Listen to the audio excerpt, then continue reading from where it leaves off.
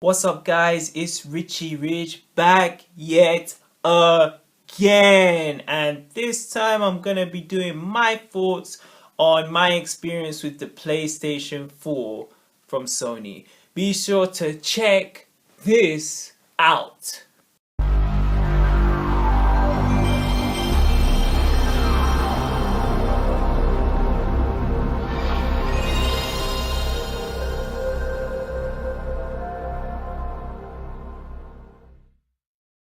Now, some of you may call this a bad hair day, but let's just say I'm going through different styles. But enough about that. PlayStation 4. Right. So, as we pretty much know by now, the many rich fanatics, and they are, because they're all on the rich team. I am a really huge, massive gamer. I've been, since the early 90s, I've been mad on just the whole video gaming, that release of just coming home, finishing school and just jumping on your games, and I've been such a massive diehard gamer ever since the first console I ever got was the Sega Mega Drive, back in, I think it was even 91 or 92. So like it was really cool of like when I first, like, me and my younger sibling, we had the Sega Mega Drive, because what was cool was, we were big around this time. We were very big into the Mighty Morphin Power Rangers TV show that came out, and it was cool that a lot of the shows that were being put on the Cartoon Network and Fox Kids at the time over here, they ported them to games. So we saw like the Sonic the Hedgehog game, and also like it was on TV, and also the Mighty Morphin Power Rangers, the blockbuster TV show that had the game as well, and obviously games like Street Fighter, Streets of Rage, they came out on the Sega Mega Drive, so I'm probably just one of like the other many people who, when they got Sega Mega Drive, because it became such like a cultural hit, they just became mad into gaming, just like myself. So I mean, after the Sega Mega Drive, I quickly moved on to the SNES. I'm sorry, Sega sold out. I just had to go to the SNES, Super Nintendo Entertainment System, and that had classic games such as the Street Fighter 2, which was also on Sega, Killer Instinct, which is a mad underrated game, and also the Mortal Kombat trilogy, Mortal Kombat series, which was on there. And then obviously Sonic the Hedgehog's biggest rival, Super Mario, was on the Super Nintendo console. So it was really cool. Of what I really loved with the SNES is they brought all these like original characters, like a Super Mario, Kirby, Samus from Metroid, Link, obviously. All these different original characters came out from Nintendo, because I only felt like Sega only just had the main mascot, which was Sonic, but Nintendo, produced all these like cultural legendary characters, and to this day still have that. So like when the big shift happened, when so from SNES and Sega, we were at that 2D kind of phase, which I believe, correct me if I'm wrong, it was either I think it's the second generation consoles. Don't know, I think first was Atari and that, but the second generation consoles, which was SNES and Sega Mega Drive. Then we moved on to, I believe it was the third generation, which was of course where 3D gaming hit, and it was really cool because this was where my love for Sony came in. I can't remember. Yes, and it's funny, we're approaching Christmas now. Let's say about, where we are. We in we're in 2018. Yeah, let's say about 20 years ago to this day. Yeah, I remember Christmas, coming downstairs to unwrap my presents and seeing this big like P and S kind of logo, and I was like, what the heck is that? And I opened the box, and there was this PlayStation Entertainment console, and I just remember just looking at this, like it just felt like I've never been to Mecca before, but that felt like my Mecca. And man, I just remember just putting it, connecting the plugs, putting the controller port in, and like, you know, that great screen that comes on where it says Sony, you know. And it's like at that time, you know, imagine like the jump from, because we were all there, you know, the ones who were in, you know, the 90s era, you know, to see that 2D to 3D like jump is such a major a step up of gaming, you know. Because I guess now, like, obviously, like people who were from, like, you know, say like they had Xbox One to 360, it's like a difference, but it's not as a significant change from a 2D to a 3D console. Man, like, what was really super duper was like, whilst I was playing, whilst I got the PlayStation, you know, I always remember like the first couple games I had were not the best. I believe it was Small Soldiers, Blasto, and the Lost World game. We got three of them from like the store because they had the sale, you know, the Christmas and, you know, Boxing Day sales, you know, 20 years ago, you know, 2 decades, which is, I'm so old, man. Yeah, but like around that time, yeah, we got those three games, and it wasn't like I really cared too much about the games. I was just like, oh boy, you know, it's 3D gaming. That's all I cared about. It was only later in the time I started to see that, you know, when I was playing Blasto and it had so much bugs, and playing this Johnny Bravo gaming lookalike, that's when I started to really get irritated with, you know, the free games I had. And it's like, when I started to like actually step into game stores for the first time and I saw all these games, like I remember seeing the first SmackDown, WWF SmackDown game, and you know, the two big games which I always remember, like we got bestowed to us was the first Metal Gear Solid game, and we had Resident Evil 2, you know, the 2 disc sets, you know. And man, I remember because I was you know, like the games had these certificates, and I was obviously way too young to be playing both of them, but I played them. And even at that age, I just knew that I was playing two games that were just great. And you know, I remember what was the biggest difficulty with both of the games is I always got stuck at the same part. In Resident Evil 2, with Leon, who's one of my favorite gaming characters of all time, I kept getting stuck of when the liquor comes down and you gotta first fight him in the police station. Then on to Metal Gear Solid 2, I kept getting stuck where I believe you had to use like a gas mask when you were crawling underneath the I think it's the gate to go fight one of the first bosses in, I think it's the Raven. He's in the tank, you know. So I kept getting down, and what it was really, and this is where like things are really different at that time. You know, we didn't have the convenience of our phones, you know, to say like, well, you know, I'm stuck, I'm Leon, I'm scenario A, I'm stuck in the police station and I can't get past this. I can just quickly type this on the phone. No, children, man. Like, at these times, we had to check sites like Games FAQ. You know, I remember like even another great game that I had around this time was Silent Hill. And I had to like basically download, like print pages of Silent Hill walkthroughs, page 1, page 2, page 3, just to like, just for a path to know where I was going to and like what enemies that I have to get ready for. So like that leniency to this day is completely different, man. Like, you know, when like me and my siblings got, and like my friends, you know, when we got stuck in games, we had to abandon it, you know, and like kind of like find out, oh, if he's got this game, what did he do, you know. But like we want, I'm telling you, like the convenience that these new gamers have, like they can just literally slap it on their phone and they can find out where to do. It's really, it's such a different, you know, because I think like the era I'm from, because it was harder, we had to obviously do whatever we could to, you know, make sure we you know, continue the chapter, you know what I mean. Like facing that liquor in Resident Evil 2 was so hard, you know. And it's like, you know, I had to get like these magazines from stores which would show, what they would do is they would have like a PSM magazine, I remember from the 90s, and you had they had like maybe a like maybe 4-page walkthrough of what to do now, you know. So like, you know, when Leon's pushing that red jewel to like because he needs that to get like a key later on, they would show bits, fragments of it in magazines. You know, so I remember I had to purchase these magazines, you know, which came with them demos, like Demo 54, Demo 57. And then I'd have to use that in the game, you know. So it was really cool. It was like playing like Cluedo or something. Like I would read the magazine and then like I'd say, okay, cool. keep looking. Okay, this is what I've got to do now.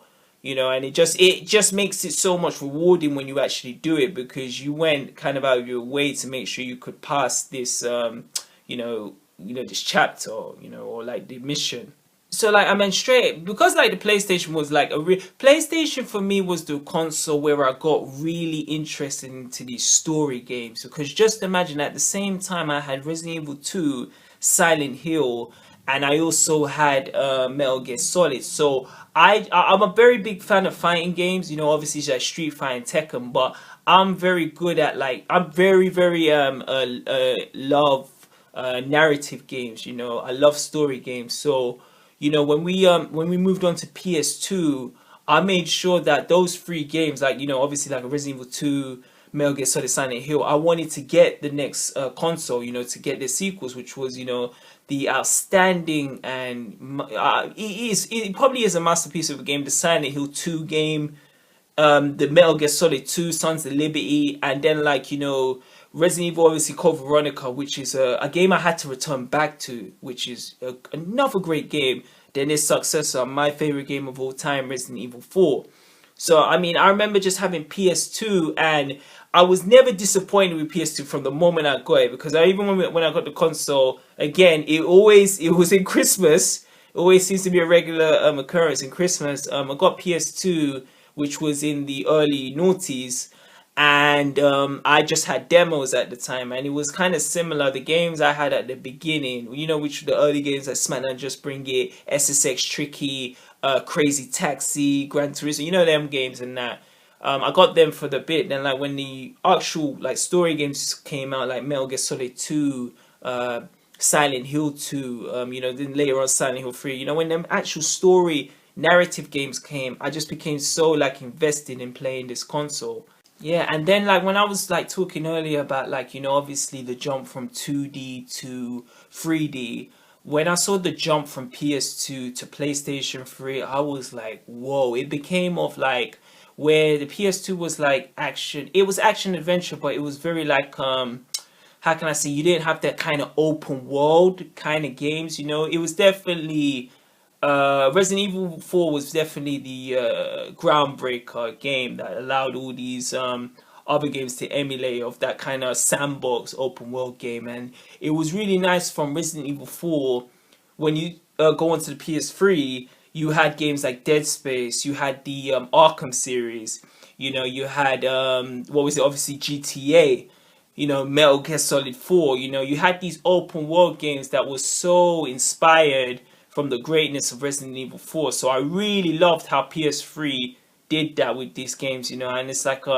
when I talk about the list again, like my main go-to list on PS3 was obviously Resident Evil 5, Dead Space, big fan of Dead Space. Obviously I'm a Batman fan, the Arkham series, Arkham Asylum, Arkham City, I can't tell you how many times I got them games, and then obviously the fighting games that carried on, we got like, Tekken, I think it was Tekken 5, no, Tekken 5 was PS2, Tekken 6, obviously, another one, Street Fighter 4, which went back to basics, and put the 2D but 3D graphics in there, so that was just a fighting game, because I kind of dropped off fighting games, because one thing I'll say is during the time of PS2, Xbox, and GameCube, I felt the fighting games were so focused too much on the 3D, 3D graphics, like the Mortal Kombat series, Virtua Fighter, Bloody Roar.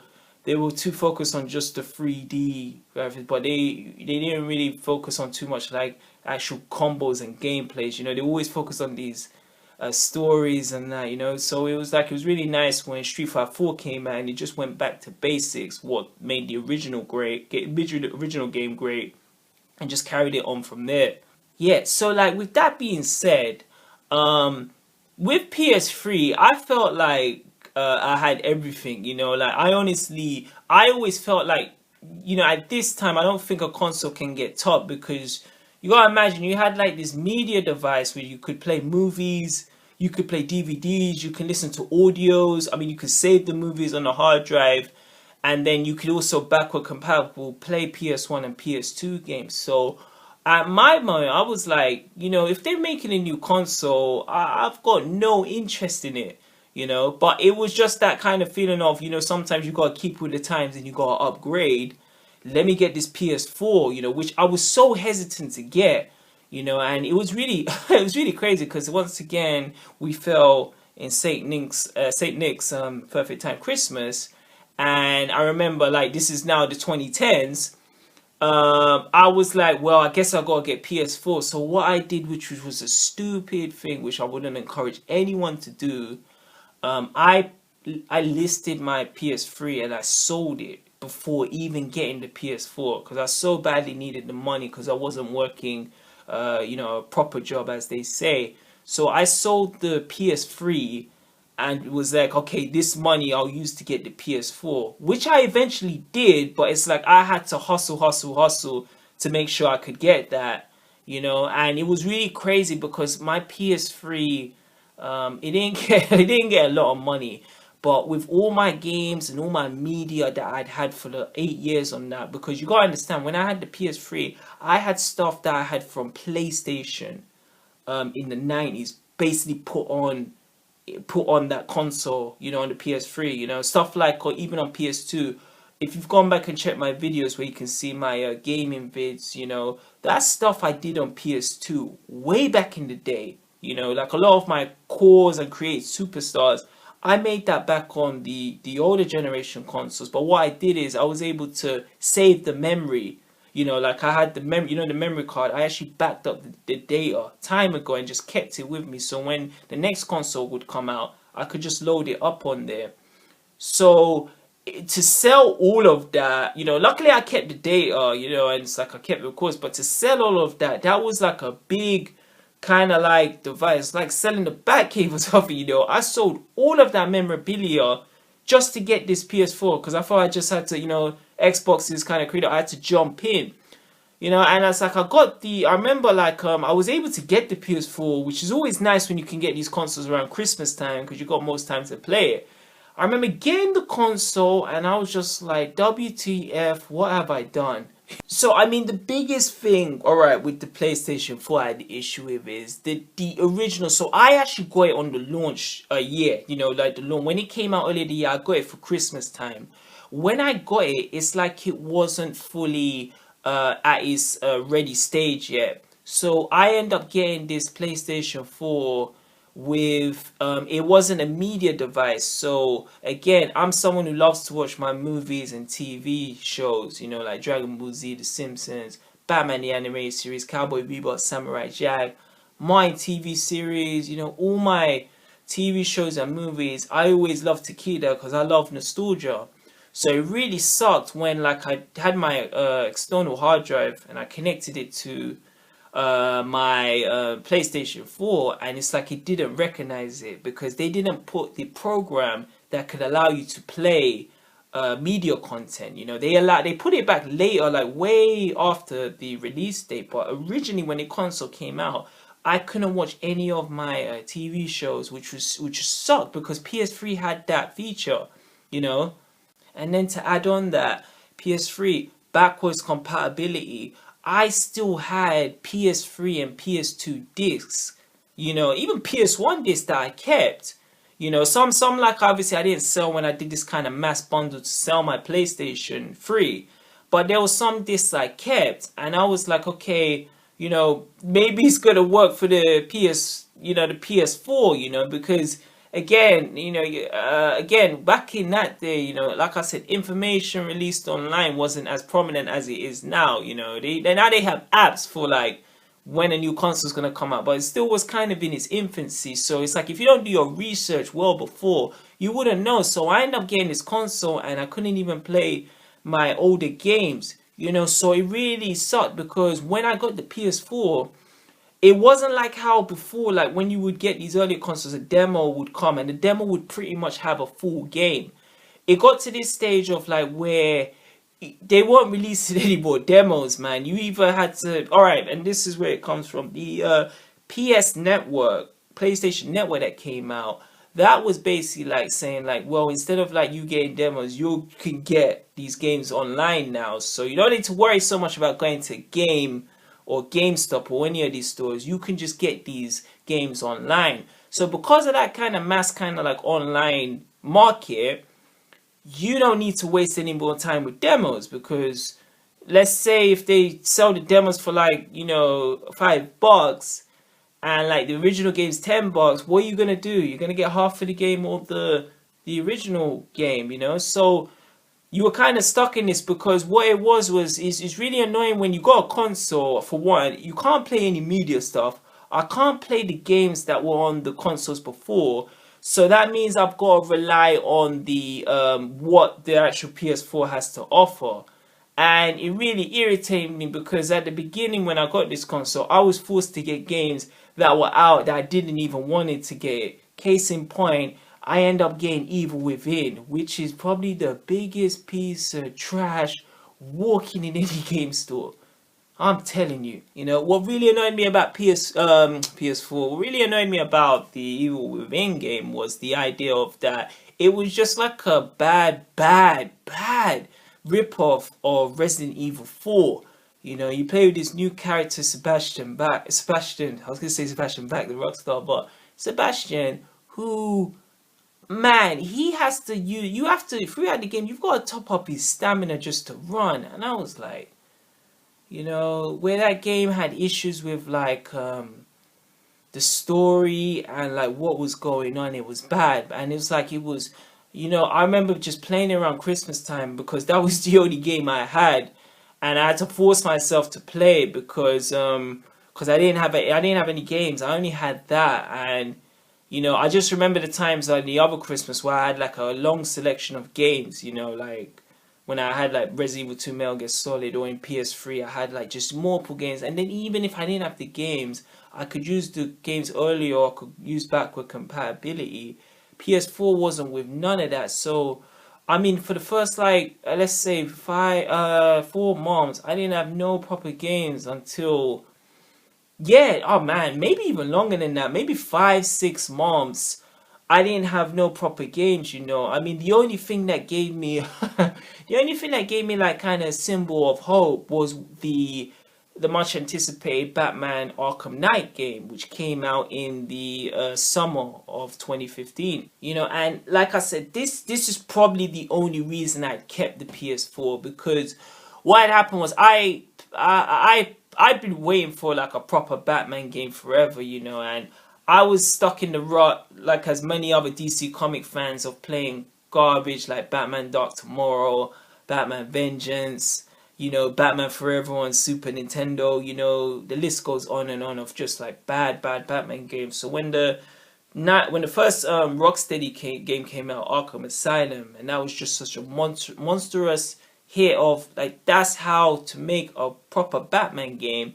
You know, I became such a mad fan of Rocksteady, you know. It's like I started getting more of the comic books, you know, to celebrate, you know, Batman actually returning to, you know, video games, you know. And like I got Arkham City, I got Arkham Origins, you know, I read the comic books religiously. So when the idea that they said they were making the Arkham Knight game on PS4, also released for 360, I said, okay, cool, I'll be patient, you know, this is probably the game I'm waiting for. It even went so far as, like I said, I got the job I was working for, I made sure I put money back to make sure I got the game on the release date. And oh man, I remember I remember going to the release party of Arkham Knight, which basically they had the actual Rocksteady team who was developed the Arkham series. They were actually there, you know, and I went like midnight.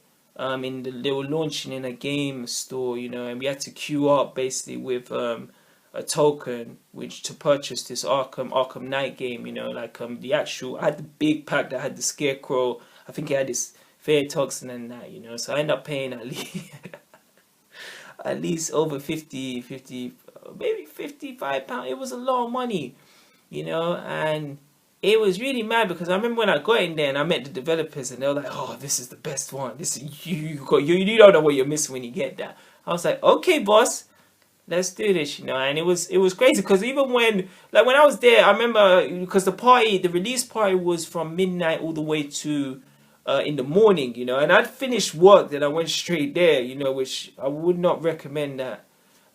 Richmond is honestly, man, get time to get some beauty sleep, you know. But I remember finishing work at the gym I was working, then going straight to the game.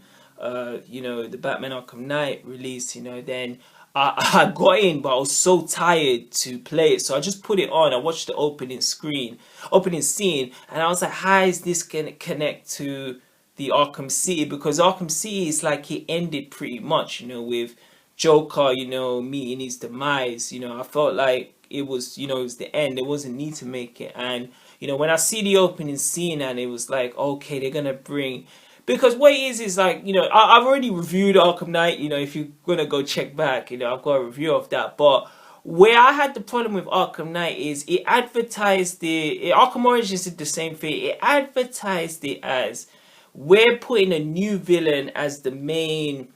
This is gonna be the main antagonist. And then what happened was it came off that formulaic way of, let's bring the Joker back, you know. And I love Joker. He's obviously probably one of the best DC villains, probably one of the best villains in media, period. You know, I mean, everyone loves the Joker, but it's that kind of thing of seeing him to, you know, the John Cena effect. Keep seeing him, seeing him, seeing him, seeing him, seeing him. You know, it's like if Batman is not with the Joker, the story is not kind of the same level. But I felt like where I got annoyed with the Arkham Knight is they advertised Scarecrow as, you know, the game was set on Halloween night, you know, and Scarecrow's the best villain to basically be the guy instrumental to basically cause havoc to the city. So it was just annoying of the main kind of twist at the end. And like the idea that Joker became more of a threat than Scarecrow, it really annoyed me. And I remember just playing through this game, and I was just like, you know, I paid this amount for this, I paid this amount for the PS4, I still can't play my media files, I can't play my great games like Dead Space, because they didn't even bother to release a Dead Space kind of trilogy, or, you know, Dead Space games on the PS4. You know, I was stuck with the remastered Last of Us, Arkham Knight, Evil Within, and I think later on I got Street Fighter 5, you know, which was even bad because the main characters weren't even released yet. So you basically got these kind of like subpar games, which leads me on to, it has become like a certain trend now with like I think because these two fighting games came out at the same time, like Killer Instinct that was on the Xbox One, and then you had Street Fighter which was on the PlayStation 4. These developers now have got no problem releasing like an unfinished game, because they know at the end they can always release DLC that can say, well, you know, we've got Evil Ryu, he wasn't meant to be in this game, but instead of releasing a new game, we're just gonna put DLC. You know, same thing with Killer Instinct. Half of the characters, like my favorite character Cinder, he wasn't released to 2 years after the game, or after 2 years after the release of the original Killer Instinct. You know, I was there when I went to my bro's house to play Killer Instinct, and I remember we were playing and we just had to cycle through 6 characters: Saberwolf, Thunder, Jago, Orchid, Volga, and Spinal. You know, and it's like, we're such big fighting games and we played the original Killer Instinct, so it really sucked when we had to just always just play the same characters again, but because we love Killer Instinct, we were doing that. And the same thing was within Street Fighter 4. You know, so where I'm going on to this, it's like, I feel like with, you know, with gaming now, it's more, and it's sad to say, it feels like it's just a way just to more like just get that cash grab out of your pocket, man. You know, I feel like the developers now are not really spending too much time to add kind of like story elements into these games now. It's just more of like, you know, the idea of, I can just release something that's only 25% done, but because of this online, maybe 3 years or 4 years down the line, I can release the 100% game just to keep you interested. You know, whereas back in the day, I mean, Street Fighter, let's take Street Fighter 2 for instance, they released 5 different games, which were finished, but they added kind of like, okay, this was an improvement, this you could do this super combo and that. So they were finished games, but they just released it differently, just to celebrate, okay, this was 1 year anniversary of Street Fighter. But it's like now, it's just like the games now, a lot of these games are struggling to find an identity. I mean, the only real great game of this kind of new generation played is probably Last of Us. And to be honest, Last of Us was on PS3. It was remastered, and I just so happened to play on PS4. But I mean, I don't know. I mean, someone has to tell me of an actual 10 out of 10 game that's been released on this generation. And I'm talking about, this Nintendo, new Nintendo, the Xbox One, and the PlayStation. Like, is there an original game that's actual excellence? Because I don't know. Because I feel like my experience with PlayStation 4, it's just made me like I no, not obviously distaste. I can never distaste gaming, but it's just made me want to just go back to the original games. Like, I still play Legend of Zelda, the original one on N64. I still play the original Dead Space over time and time, and I still play, Tekken 2 and Tekken 3 on PlayStation. I just love sometimes going back to that, because even though whatever they say they're old, they're still classics, and I know what I'm getting. You get what I mean? If you've understood like what I'm saying, you gotta understand how disappointed I was getting the PS4, for instance, getting that piece of trash Evil Within, dealing with Arkham Knight's problems, and getting Street Fighter 5, which didn't even have the sufficient amount of characters. It didn't even have a story to begin with. But hey, 2020. We're gonna put all the characters that were in Street Fighter 4. I wish you had told me that before, Capcom.